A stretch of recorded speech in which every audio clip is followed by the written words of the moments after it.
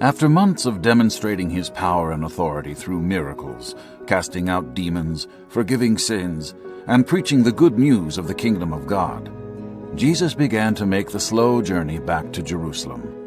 One day, he stopped in a small village. As Jesus arrived, he was met by 10 lepers. "Jesus, Master, have mercy on us," they cried in unison, their voices hoarse with disease.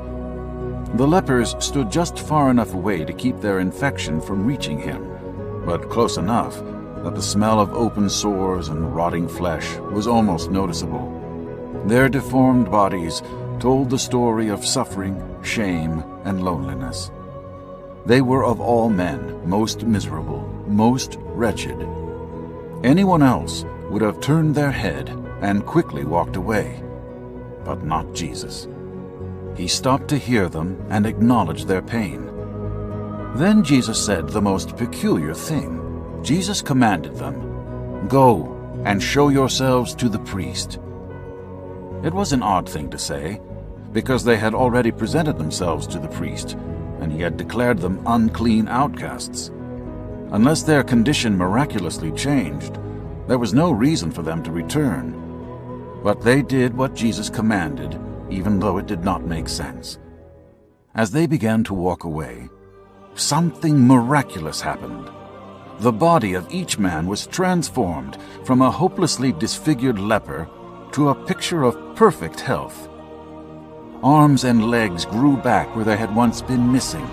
Scaly skin took on a smooth and youthful appearance where it was once filled with sores and scars. And where there had been blindness, complete vision was now restored. "We are healed!" Their voices rang in youthful joy at what had just happened to them. They continued toward the temple without even glancing back to acknowledge their healer, except for one. This one leper stopped, looking again at his hands and feet and his new complexion. He was amazed by his transformation, and so overcome with gratitude toward the great healer, he began praising God with a loud voice. Then he turned to find Jesus still standing in the distance and ran to him and fell at his feet in worship.